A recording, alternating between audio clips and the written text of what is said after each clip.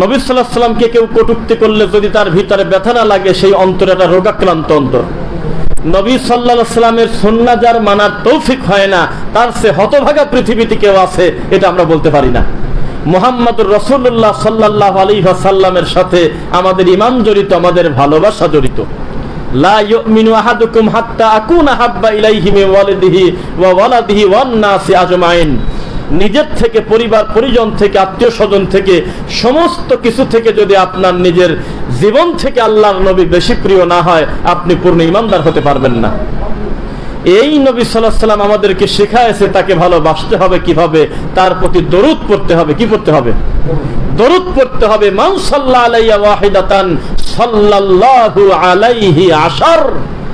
একবার যদি কেউ রাসূলের প্রতি দরুদ পড়ে, 10টা রহমত আল্লাহ তার প্রতি দিবেন। সুবহানাল্লাহ। এখন আমরা দরুদ পড়তেছি, তারপরে সালাত আদায় করতেছি, আল্লাহর নবীর মসজিদে গিয়ে সালাত আদায় করতেছি, মানুষের আবেগ আসে না। আমি দোয়া করি এখানে যারা উপস্থিত আছেন প্রত্যেকটা লোককে আল্লাহ মক্কা মদিনায় তুমি কবুল করো, দোয়া করি আল্লাহ যেন এই সামর্থ্য দেন অন্তত হজের মতো একটা গুরুত্বপূর্ণ ইবাদত করে একেবারে 2 চোখ দিয়ে আল্লাহর নবীর তাওহীদটা দেখে আসতে পারেন। আল্লাহর তাওহীদ ইনশাআল্লাহ। আমরা 42 জনের কাফেলা নিয়ে মক্কা মদিনায় আমরা গেলাম। ওয়াল্লাহি আল্লাহর কসম, একটা হাজী উমরাকারী যখন মক্কাতে আল্লাহর কাবা ঘরে সেজদা দিল, কাঁদে না? ফজরে কাঁদে না, জোহরে কাঁদে না, মাগরিবে কাঁদে না, ইশায়ে কাঁদে না, তাওয়াফে কাঁদে না, কোন জায়গায় তার কান্না নাই। শুধুমাত্র মুআল্লিম এসে আমাদের ঘরে এসে বলল প্রত্যেক রুমে রুমে, আগামীকাল ফজর পরে আপনারা ঘুমায়েন না, খুব ভোরে গাড়ি আসবে, আমরা হলো, ওরা তো বলে যে রওজা মুবারকের উদ্দেশ্যে এরকম বলে যাব, এইভাবে বলে উনি চলে গেছে। দেখেন একটা মুরব্বী অনুপস্থিত ছিল, উনি 1979 সালে কামেল পাস। তো উনি আবার দেরি করে আসছে। দেরি করে আসার পর আমরা তার কাছে খবরটা দিলাম যে হাজী সাহেব, হুজুর আগামীকালকে ফজর সালাত পরে যদি আল্লাহ কবুল করে আমরা মসজিদে নববীর উদ্দেশ্যে যাব। কথা কি বোঝা যাচ্ছে? মসজিদে নববীতে আমরা রওনা দেব। এখন এ করলো কি জানেন? বেডের পর শুয়ে গড়াগড়ি করে হাও মাও করে কান্না শুরু করে দিতেছে। কান্না থামানো যাচ্ছে না। এখন আমরাও তার ওই আবেগটা ওইভাবে কান্না আমরা থামাতে যাবো বা কিসের ঠেকায় বসে আছি। একটু পরে থামলো। আমরা বললাম যে কাঁদেন কেন? তোকে এই জন্যই তো তোমরা ওহাবি, এই কারণেই তো তোমরা ইহুদের দালাল। তুমি বোঝো না আমি রওনা দেব কোন জায়গা?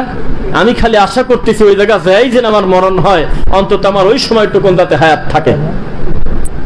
বলেন তো, কাবা ঘরে একটা সেজদা দিলে কত সেজদার নেকি? 1 রাকাত পড়লে কত রাকাতের নেকি? 1 লক্ষ রাকাতের নেকি। ওই লোক 1 লক্ষ রাকাত কোনোদিন পড়তে পারবে তার জীবনে, তার গ্যারান্টি নাই। এখানে কয়জন লোক আছে যে 2 লাখ 2 লাখ 5 লাখ ওয়াক্ত নামাজ পড়েছেন? এত বড় জায়গায় যায় তার আবেগ পেলাম না, কাঁদেও না, কিছুই না। যেই শুনছে যে মসজিদে নববীর দিকে গাড়ি যাবে, নবীর কবরের দিকে, আর এই পাগল গড়াগড়ি করে কাঁদতেছে, তারপরেও সে কামেল পাস। তারপরে বলতেছে যে আমাদের জন্য সবচেয়ে বড় পাওয়া যে নবীর রওজা মুবারককে জিয়ারত করা। তখন আমি তাকে বললাম, আপনি ক্লাস 9-এও যদি পড়তেন মাদ্রাসায়, তো মেশকাতুল মাসাবিতে তো হাদিসটা আপনার সামনে পড়ার কথা।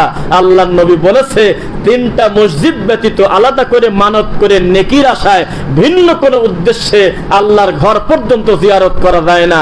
সেখানে আপনি কবরকে একবার বললেন রওজা, আবার বলতেছেন যে নবীর কবরের কাছেই তো আইছি। আপনি কি বললেন এগুলো? যখন মসজিদে নববীতে যাব, সালাত আদায় করব, এমন কোন মুমিন কি আছে যে আল্লাহর নবীর কবরে সালাম না দিয়ে তার মনে শান্তি লাগবে? এটা তো যাওয়ার পরের কথা।